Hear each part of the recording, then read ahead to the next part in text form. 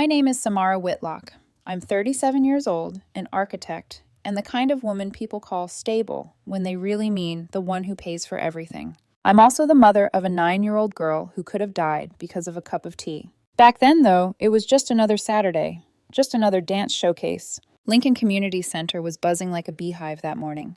Glitter everywhere, pop music echoing off the gym walls, parents dragging garment bags and bobby pins like overworked stagehands.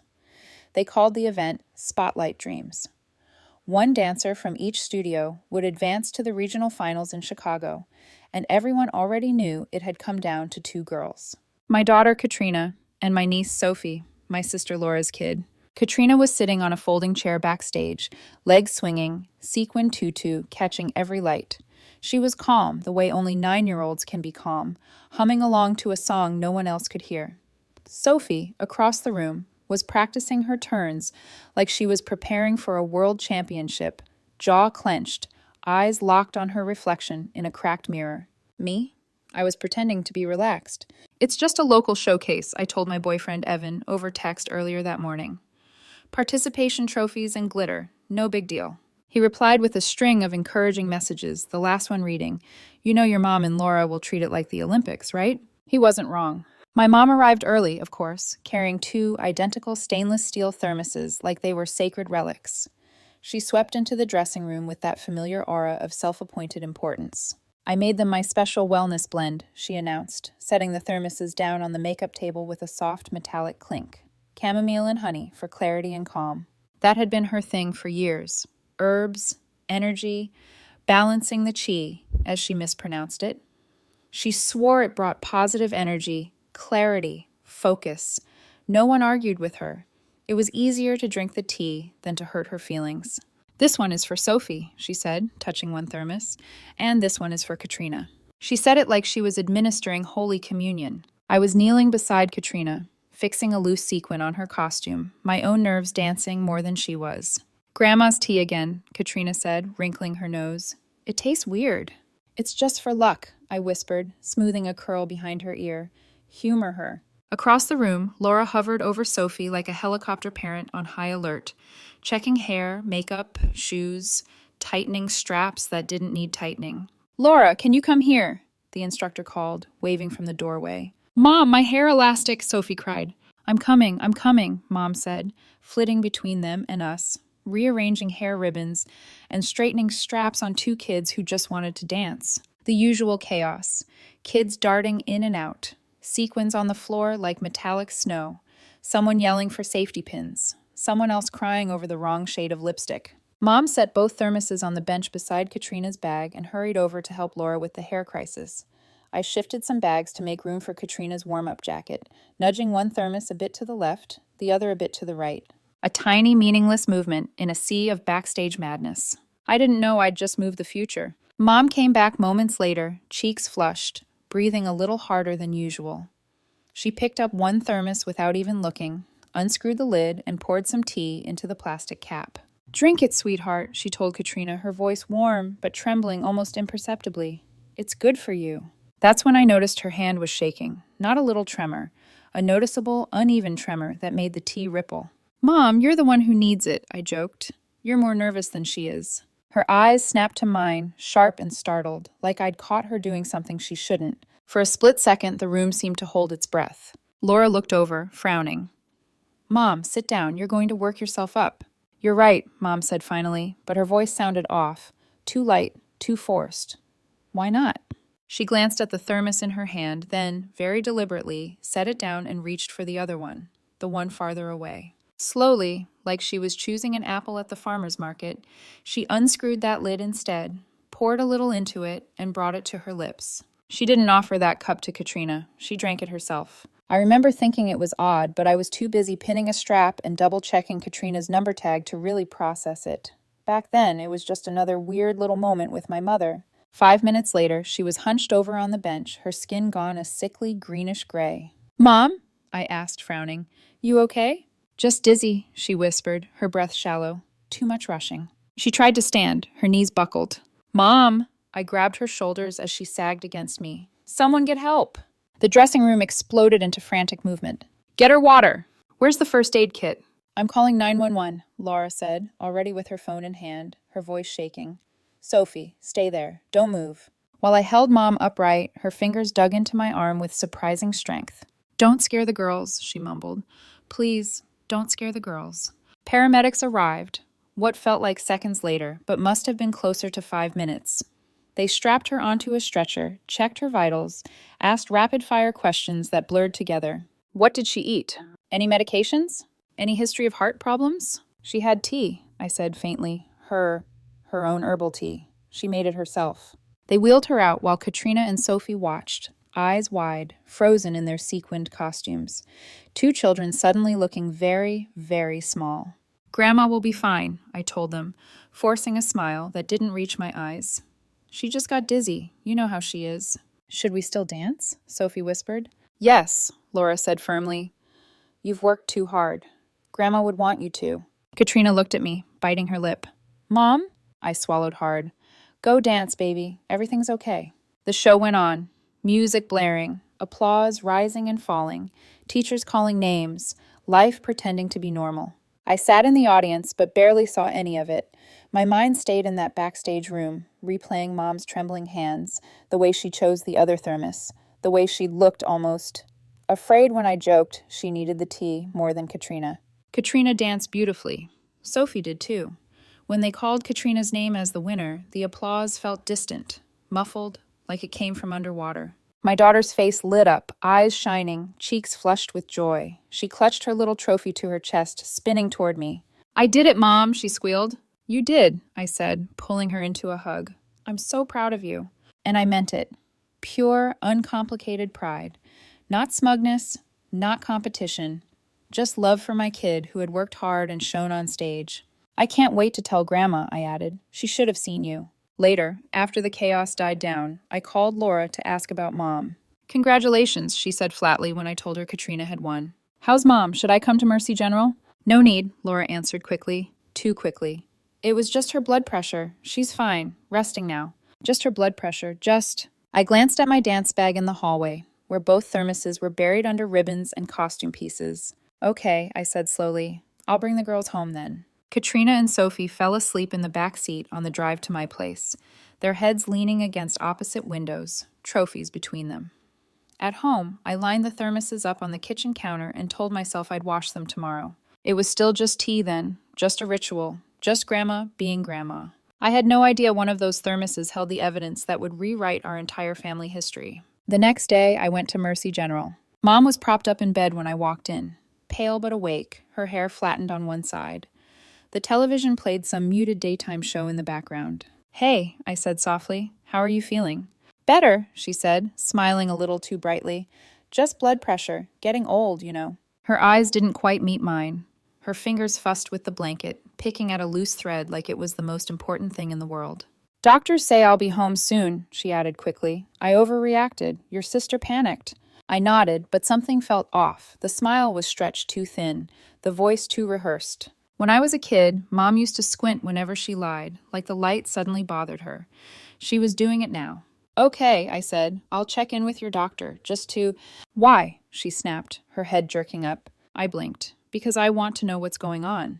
Everything's fine, Samara. Don't start drama. There it was. The old line. In our family, everything was always fine, as long as you didn't look too closely. The doctor was young, polite, the kind of man who looked like he'd already delivered too many hard truths for his age. Your mother is stable, he told me in the hallway. No immediate danger, but her reaction was unusual. Unusual how? I asked, my throat suddenly dry. It looks like some kind of intoxication, he said carefully. We're not sure from what. Do you know what she ate or drank before this happened? I stared at him, the thermos, the tea, her trembling hand. She had her herbal tea, I said slowly. Homemade blend. She makes it for my daughter and my niece. He nodded. Could you bring a sample? We'll run a toxicology screen. It may help us rule things out. Of course, I said, gripping the strap of my bag so tightly my knuckles turned white. A thought hit me so hard I almost staggered. Doctor, I whispered, what if a child had drunk that tea? My daughter. She's 9. That tea was meant for her. He stopped writing and looked at me, his expression changing, becoming sharper, more focused. A child? He repeated. Yes, my mother made it specifically for her and for my niece. She always does. His voice shifted into something firm and urgent. Then please bring the sample in immediately. If there are active compounds, a child could become very sick. How sick? I forced out. Anywhere from extreme drowsiness to loss of consciousness, he answered slowly. In severe cases, respiratory issues, even cardiac complications. But that's just in general. We won't know specifics until we test it. You'll tell me the results? I asked. As her daughter and the one requesting the test, yes. I thanked him and walked out of the hospital with my knees shaking. Suddenly, the lucky tea wasn't a family ritual anymore. It was potential evidence. And for the first time, a thought I didn't want to have forced its way into my mind. What if someone in my family had been willing to hurt my daughter so that someone else's child could win? When I got home from the hospital that afternoon, the house was quiet in that exhausted, post-crisis way. Katrina was at a friend's house for a play date, and for once, I was grateful she wasn't there to read my face. The thermoses were still lined up on the kitchen counter where I'd left them the night before. 2 identical stainless steel cylinders, reflecting the overhead light in the same harmless way as every other weekend. I opened a cabinet, took down a glass, then stopped. The doctor's voice echoed in my head. It looks like some kind of intoxication. If a child had drunk that tea, a child could become very sick. Respiratory issues, cardiac complications. My hand hovered over one of the thermoses. I didn't pour it out. I picked both of them up like they were explosives and set them gently into a grocery bag instead. The front door clicked open just then. Sam, Evan called. You home? In the kitchen, I answered, trying to make my voice sound normal. He walked in wearing his work jacket, tie loosened, hair wind-tousled. He took one look at my face and dropped the casual smile. What happened? He asked, moving closer. You look like you've seen a ghost. In a way I have, I said. I gestured toward the bag. It's Mom's tea. The doctor thinks something in it did this. He frowned. Like an allergy? Like an intoxication, I said. The word felt heavy in my mouth. He wants a sample for toxicology. Evan glanced at the bag, then back at me. Okay, that's good, right? Answers. You like answers.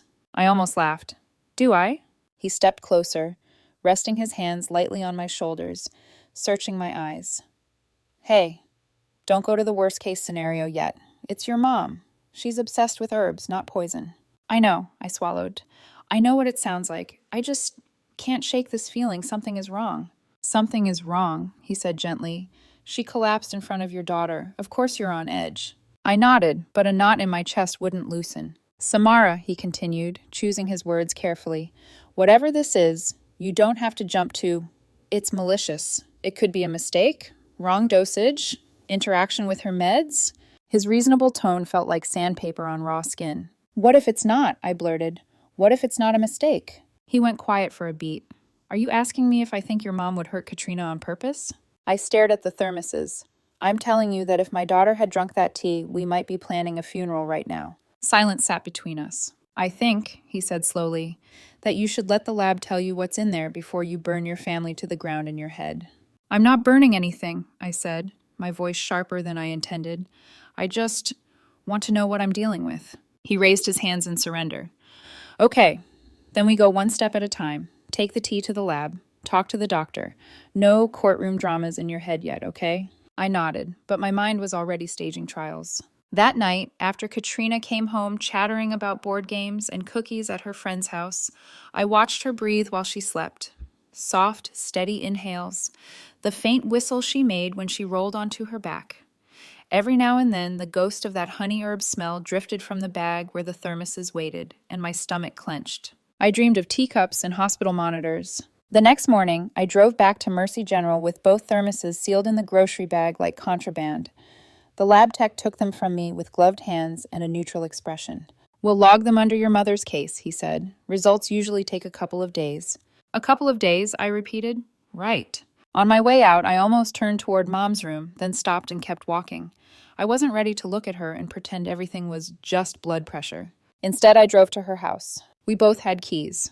A practical decision, I'd always thought. In case of emergency, in case of falls, in case of aging. Funny how you never imagine you might need a key to investigate your own mother. The house greeted me with its usual smell of furniture polish and old books. The living room looked untouched.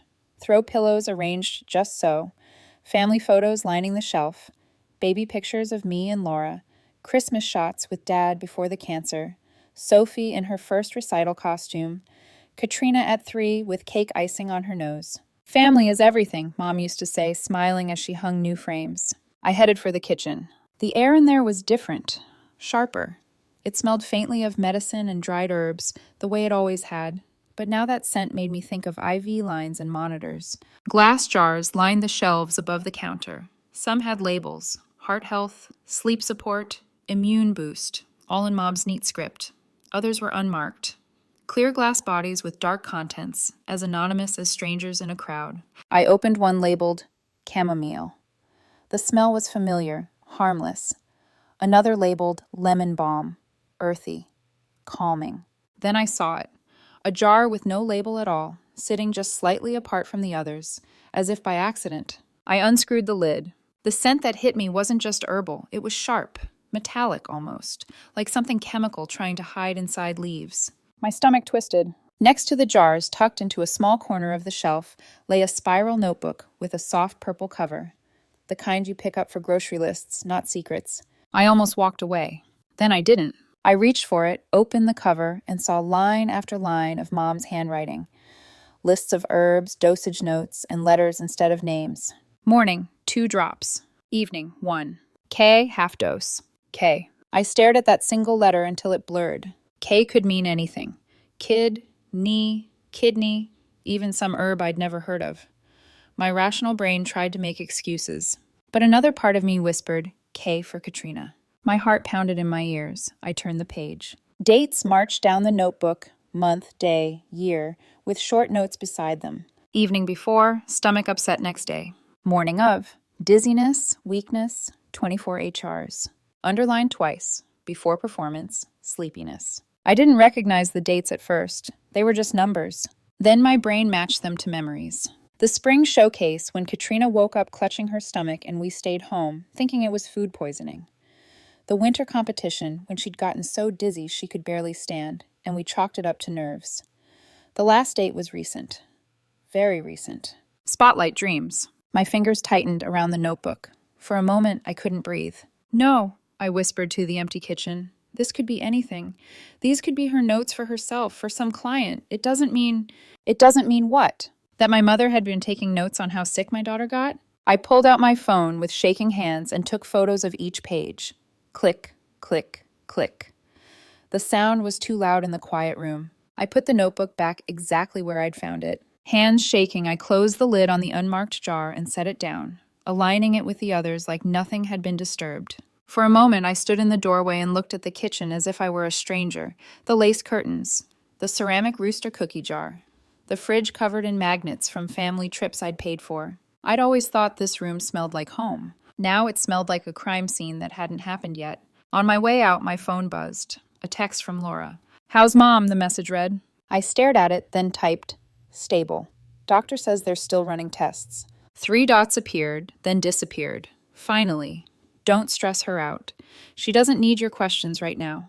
Your questions. I slid the phone into my pocket and walked outside into the cold air. All the way home, my mind replayed little things I'd brushed off over the years. Mom sighing about how unfair it was that Katrina got private lessons while Sophie had to make do with the free rec center program. "You should think about how much money you waste on sequins instead of family," she'd said once, when I told her I couldn't help with Laura's car repairs that month. Laura's tight smile when Katrina won something. The way Mom would say, "It's okay, Soph, you're just as talented. You just need a little help." I'd thought it was just clumsy encouragement, a grandmother trying to balance the scales with words. Now I wasn't sure what she'd been trying to balance. That night, after I tucked Katrina into bed and kissed her forehead, she frowned. "Will Grandma be at the next competition?" she asked. My throat closed. "I don't know," I said honestly. "She's not feeling very well right now." "She always brings the lucky tea," Katrina mumbled sleepily, "even if it tastes gross." I forced a smile. "Maybe next time we'll make our own luck." She smiled, eyes already drifting shut. "Okay." I watched her for a long time after she fell asleep, the neon glow of her nightlight painting soft shadows on her face. In the kitchen, my phone lit up with another message, this time from Mom. "Stop worrying," it read. "Just blood pressure. Don't bother the doctors. I'm fine. Love you." For the first time in my life, those last 2 words didn't land where they used to. "Love you." I turned the screen off and set the phone face down on the table. Somewhere between the thermoses on my counter and the notebook in my mother's kitchen, something fundamental had shifted. I still wasn't ready to say the word out loud, but suspicion had already moved in and made itself at home. 2 days later, just after 9 a.m., my phone rang with a number I didn't recognize. I was getting Katrina ready for school, combing her hair into a neat ballet bun for Spirit Day, of all things, when the ringtone buzzed through the kitchen. "Baby, grab your backpack," I murmured, then answered. "Hello? Ms. Whitlock?" a calm voice asked. "This is Dr. Patel from Mercy General." My fingers tightened around the phone. "Yes," I said, "I'm here." "We've completed the toxicology tests on the tea samples you brought in." Every sound in the room dimmed. The running faucet, the microwave hum, even Katrina humming under her breath. Silence tunneled in. "What did you find?" I whispered. "There is a sedative compound present," he said, "in a concentration that is unsafe for children." My stomach plummeted. "Unsafe? How unsafe?" My voice was barely more than breath. "For an adult, it could cause dizziness, confusion, or loss of consciousness, particularly for someone with pre-existing health issues, like your mother," he continued. "For a 9-year-old, the risk is significantly higher." How high? My throat felt like it was closing. A pause then. Best case, extreme drowsiness. Worst case, serious respiratory complications, possibly cardiac. Possibly cardiac. I stared at Katrina, who was tying the ribbon on her backpack, oblivious to everything except her mismatched socks. "I understand," I managed. "Thank you for telling me." "The full report will be ready this afternoon," he said. "You can pick it up at the records desk." "Yes, I'll do that." When I hung up, my hand was shaking so badly the phone slipped from my fingers and thudded onto the counter. "Mom?" Katrina asked, frowning. "You okay?" I forced myself upright. "Yeah, sweetheart, I'm just tired." A lie. One I hated. But she didn't need this weight. After I dropped her off at school, plastering on a smile the entire time, I sat in the parking lot alone, gripping the steering wheel until my hands went white. This wasn't coincidence. It wasn't a quirky herbal mix gone wrong. Someone had put something dangerous into my child's tea. And my mother had drunk it herself, by mistake. If she hadn't switched thermoses, I didn't let my mind finish that sentence. I spent the morning pacing my living room in circles. Questions spiraled like a hurricane. Did she know what was in it? Was this meant to sedate Katrina? To make her perform poorly? Was this a one-time mistake? Or had it happened before? I didn't want answers, but I needed them. By noon, I'd picked up the toxicology report, a cold, clinical document full of numbers and terminology that confirmed everything Dr. Patel had said. Compound concentration exceeds safety thresholds for minors. Potential for significant adverse effects. Unsafe for ingestion. The kind of statements that are polite code for this could have killed a child. At 12:47 p.m., with the report in my purse and adrenaline burning through my veins, I drove straight to my mother's house. The door was unlocked. Inside, the house was as painfully tidy as always. Everything in its place, every surface wiped down. The air smelled faintly of lavender cleaner, and something sharper underneath. "Mom," I called. "In here," she said from the kitchen. She was wearing her robe and slippers, hunched over the counter as though she'd been reading a newspaper. Except there was no newspaper, just an empty teacup. She didn't look surprised to see me. "Feeling better?" I asked stiffly. "Much," she said, turning away. "I just needed rest. You fuss too much." I reached for the counter, pretending to adjust a vase just to keep my hands busy. My pulse thundered in my ears. "I talked to your doctor," I said carefully. Instantly, her jaw tightened. Barely noticeable, but I saw it. "Oh?" Her tone was overly light. "And what did he say? That I'm fine? Because I am." "He said the tea you drank had a sedative in it." She froze. There, a flicker, a single breath caught. Then she scoffed. "Those labs always exaggerate. They call everything dangerous nowadays." I set my purse on the counter and pulled out the toxicology report. "These aren't exaggerations," I said. "This is science." She didn't take the paper, didn't even look at it. "I use the same herbs as every other holistic health person," she said sharply. "Chamomile, lemon balm, honey, the usual. If the lab found something else, it's their mistake. Chamomile doesn't send people to the hospital, and definitely not children." She blinked hard, then straightened, a wall sliding into place behind her eyes. "You are reading too much into this." "No," I said quietly. "I'm not reading into anything. I'm reading what's in this report, and I'm reading the notes in your purple notebook." Her entire body stilled. Slowly, too slowly, she turned toward me. Her expression went blank in a way that made my skin crawl. "What notebook?" she asked softly. "The one on your kitchen shelf," I said, "with dates, doses, letters, including K." She inhaled sharply, then let out a brittle laugh. "Those notes are for my blends, for myself. You know I forget things." I saw the dates. My voice shook. I recognized them. "Recognized what?" she snapped. "The days Katrina got sick before competitions." The room seemed to tilt. Her face paled, her lips parted, then closed again. "They're just notes," she said, but her voice was thin now. "You're twisting them." "Am I?" Something dark flickered in her eyes. Defensiveness, fear, guilt. "It was just herbs," she whispered. "Just to calm her. She gets so wound up sometimes. Children shouldn't be under so much pressure." "Under pressure from what?" I demanded. "From dancing? From succeeding? From being better than Sophie?" Her mouth hardened. "Don't turn this into a competition." "I'm not the one who did that," I said. "But maybe you did. And maybe you've been doing it for a long time." She stepped back as if I'd slapped her. "You're accusing me," she said hoarsely, "of trying to harm my own granddaughter. I'm asking you to explain why dangerous levels of a sedative were in a jar in your kitchen. A jar labeled external use only before someone scrubbed the label off." Her eyes widened. "You were snooping." "I was searching for answers," I snapped. "Answers you're not giving me." She looked at the jar on the shelf, just for a heartbeat, but I caught it. I reached up, grabbed the jar, and lifted it. The bottom stuck slightly to my hand. Glue residue. Under the shelf, partly hidden, lay a torn piece of paper. I bent down, picked it up, and pressed it to the jar. Perfect match. And the words on the torn label were unmistakable. "Not for children, for external use only." I held it up. "What is this, Mom?" Her face went gray. "That's old," she whispered. "I must have reused the jar. I don't remember. Stop interrogating me." I took out my phone and snapped a photo. She flinched at the click. "Why are you doing this?" she cried. "Why are you treating me like a criminal?" I stared at her across the room that used to feel safe, clean, predictable. "Because my daughter might not be alive right now if you hadn't picked up the wrong thermos." I didn't say it out loud, but something in my face made her recoil as though I had.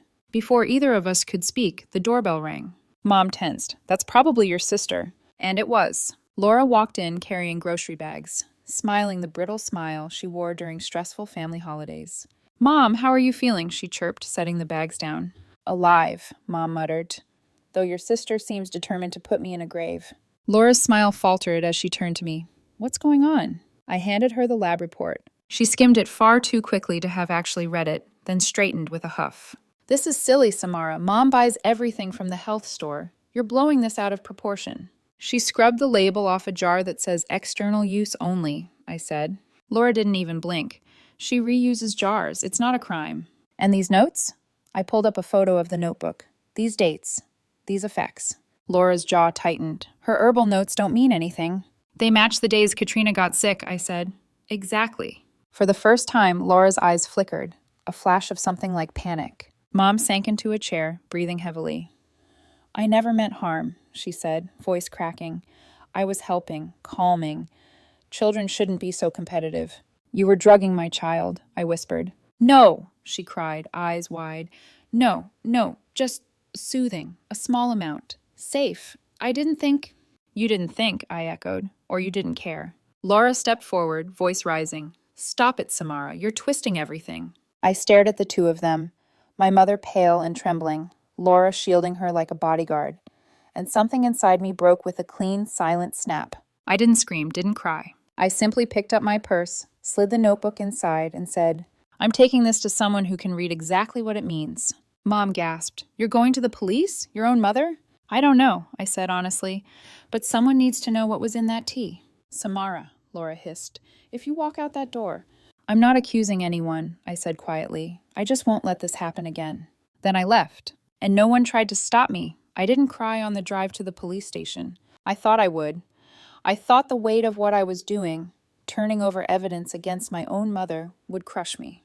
But instead, everything inside me felt strangely still, cold, focused, like a switch had flipped. The Riverside Police Station was a squat beige building with flickering fluorescent lights and a front desk that always smelled faintly of old coffee. I walked in with my purse clutched tight, feeling every heartbeat in my throat. The officer on duty looked about 50, with tired eyes that had seen too many family disputes to be surprised by anything anymore. "Can I help you?" he asked. Yes, I said, setting my bag on the counter. I need to file a report. It's about possible poisoning of a minor. His posture changed immediately, not alarm, but attention, professional alertness.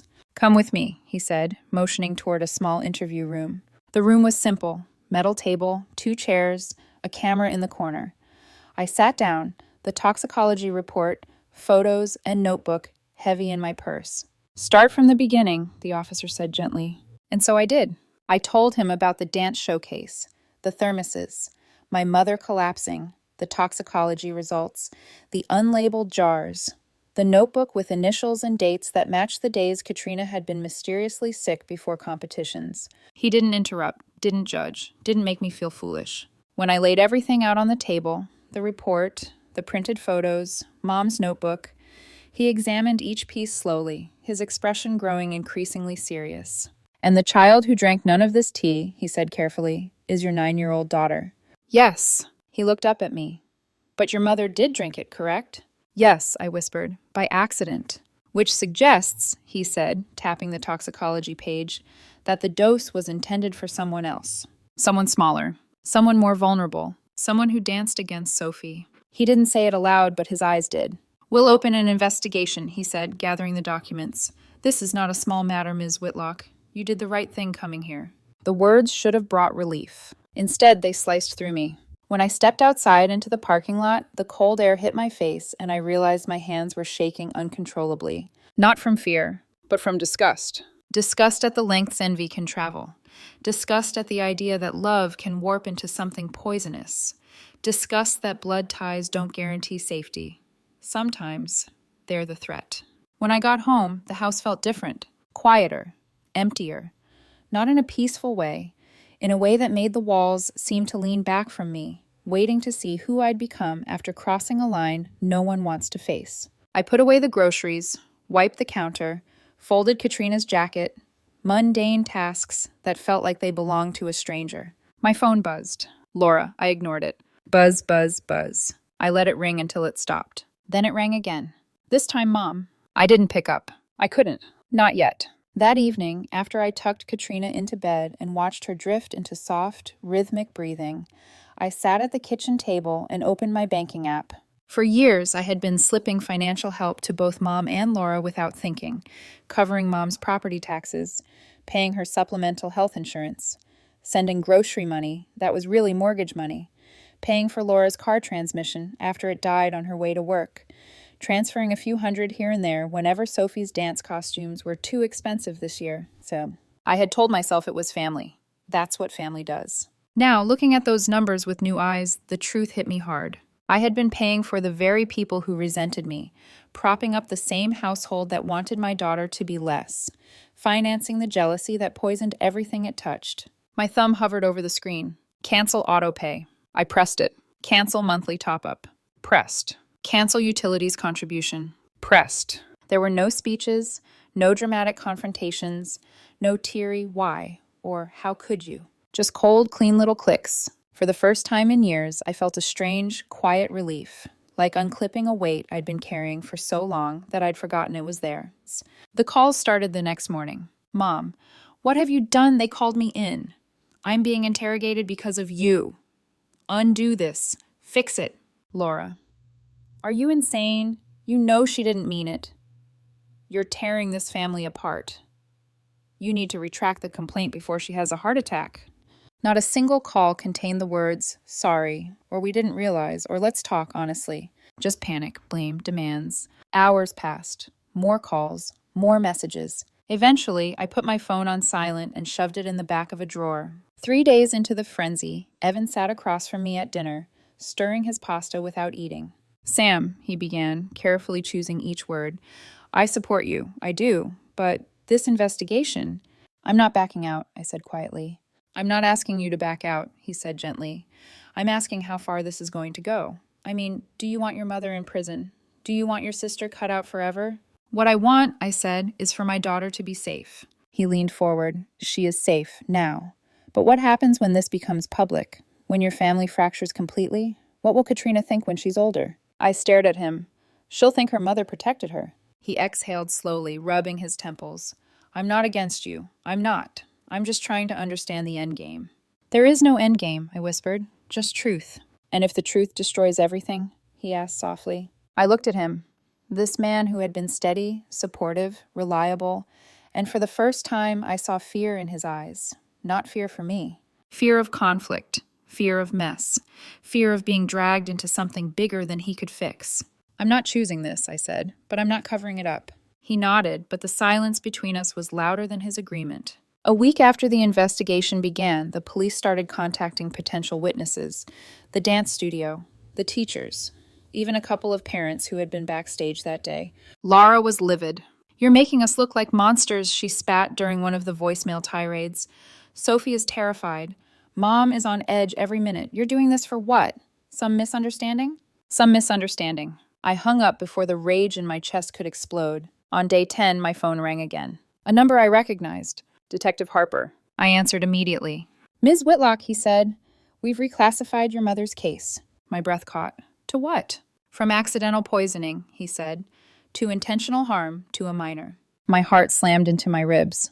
Why? He hesitated, then spoke quietly. Your mother made a statement during questioning. What kind of statement? She admitted, he said, that she gave your daughter the substance on purpose, as a sedative. My blood turned to ice. She said, and I'm quoting, the child didn't need those competitions anyway. My mouth opened, but no sound came out. She tried to retract it after, he continued gently, claimed she misspoke, but the earlier admission stands. We're moving forward accordingly. For a long moment, I couldn't breathe. My mother, the woman who taught me to ride a bike, who packed my school lunches, who said family is everything. She admitted it. She admitted it. Not an accident, not a mix-up, not a misunderstanding. Intent. Pain spread through my chest. Deep, twisting, tearing something fragile inside me. Thank you, I whispered finally. After he hung up, I sat alone at the kitchen table, staring at nothing. The silence in the house felt like a living thing, pressing against my skin. I had wanted the truth. Now I had it. And it was worse than anything I imagined. The world didn't end when the truth came out. But something inside me did. The detective's words kept replaying in my mind in a loop I couldn't escape. She admitted she gave your daughter the substance on purpose. The child didn't need those competitions anyway. I must have read the toxicology report 20 times that night, as if repetition might make the meaning blur into something different. Kinder, less deliberate, less monstrous. But the facts stayed sharp.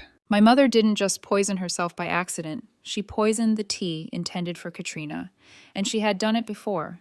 The notebook proved that. I should have cried, screamed, collapsed. Instead, I went numb.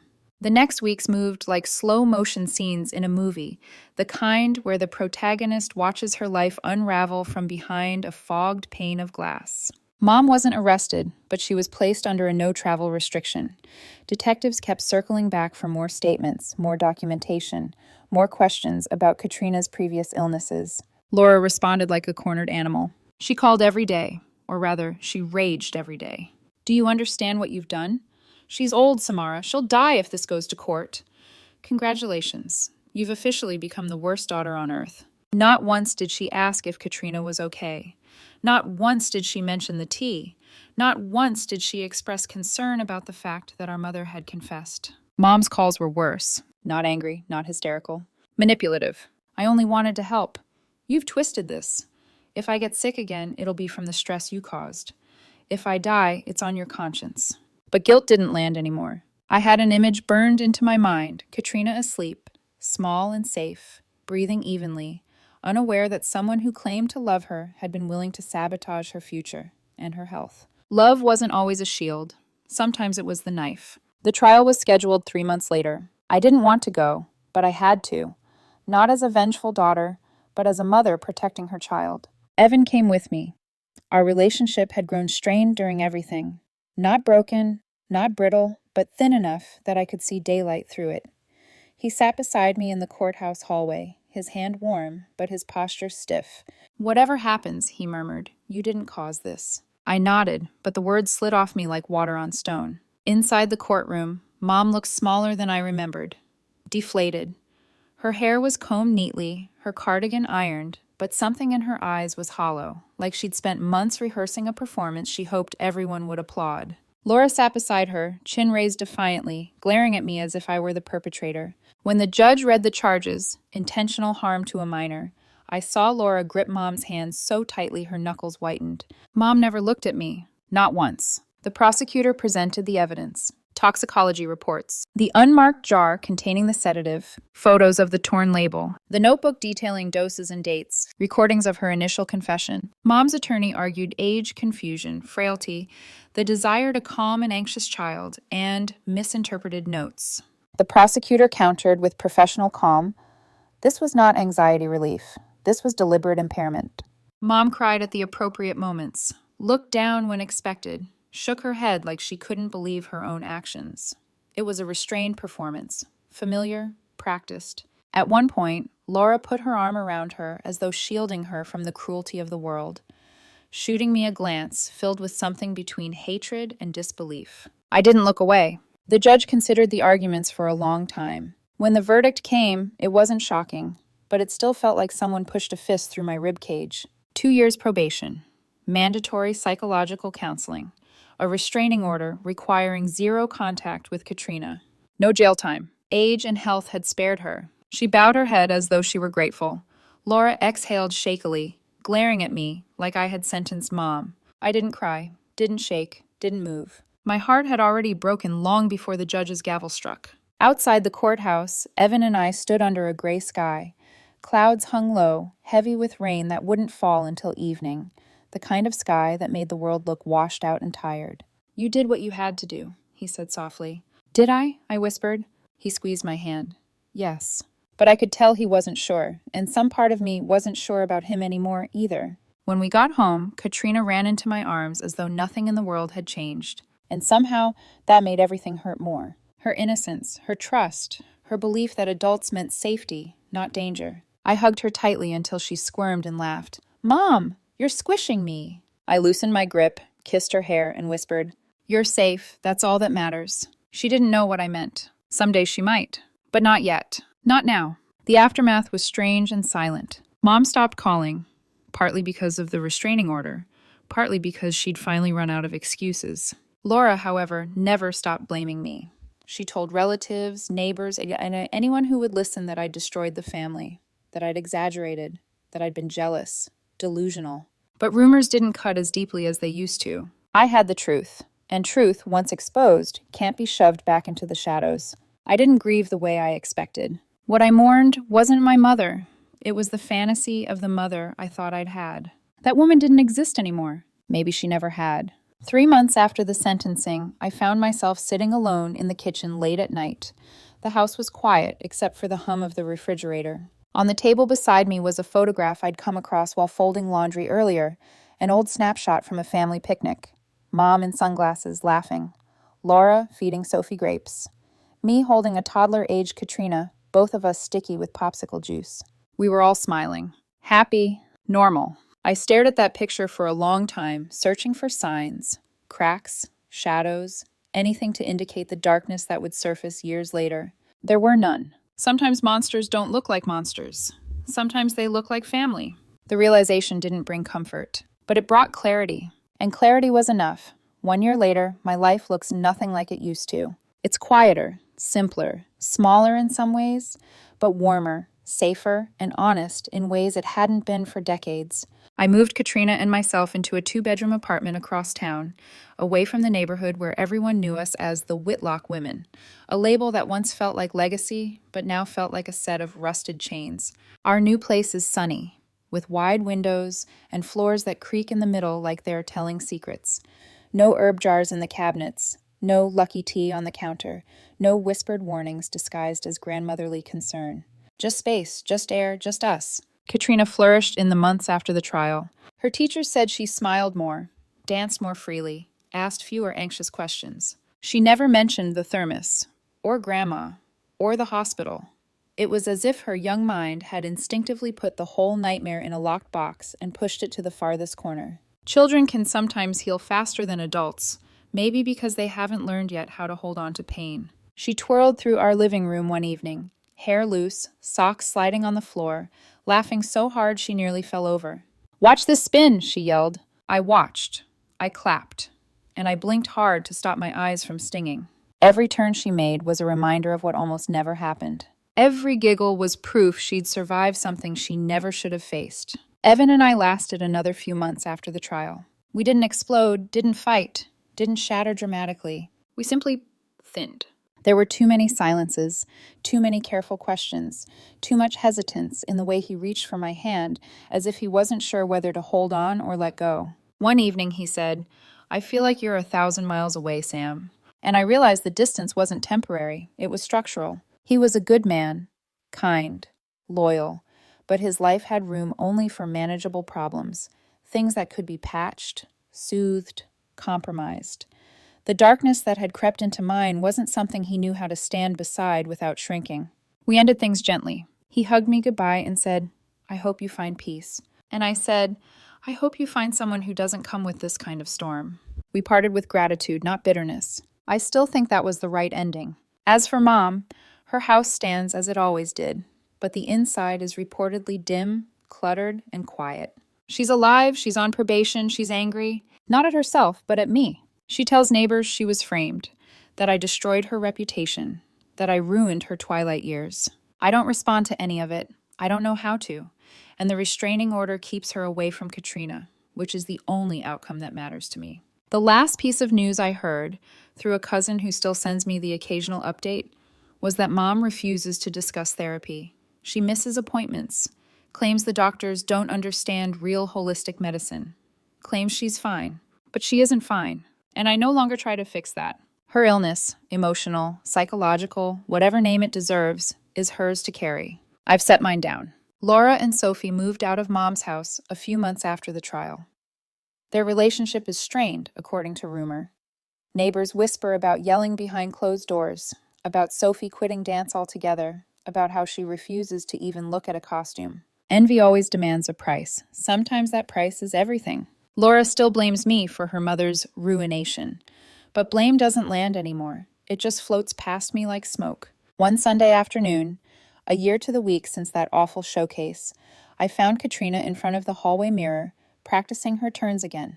"Do you think I'm getting better?" she asked, panting a little, cheeks pink. I watched her, chest tightening, with something soft and fierce all at once. "I think you're getting stronger," I said, "and happier and braver." She grinned. "Can I sign up for the spring competition?" I hesitated for a moment, not because she wasn't ready, but because I wondered if I was. Then I nodded. "Yes," I said, "let's do it." And I meant it. I would not let fear write her future. She deserved stages. She deserved applause. She deserved possibility. Not shadows. Never again shadows. That night, after she went to bed, I sat alone in the living room with a small cardboard box on my lap, one I'd packed away months earlier and never reopened. Inside were old photographs. Me and Laura as children. Mom holding our hands. Dad smiling, alive, before cancer took him. Picnics, birthdays, dance recitals, holidays. Snapshots of a family that had once looked whole. I didn't cry. I didn't smile. I simply felt distance. The past was a country I once lived in but would never return to. Its borders had closed behind me the day I realized love without boundaries can be deadly. I placed the photos back in the box, closed the lid, and set it gently inside the closet. Not thrown away, not displayed, just put to rest. Because healing doesn't demand forgetting. It demands choosing what gets to stay in your life and what doesn't. These days, when I watch Katrina dance, spinning freely under our warm apartment lights, I feel something I didn't expect to feel again. Hope. Quiet, steady, real. I don't know what our future holds, but I know who it won't include, and that is a kind of freedom I didn't think I'd ever earn. I look at my daughter now, alive, laughing, safe, and I realize something simple and undeniable. This is what happiness looks like. Not perfect, not painless, but ours.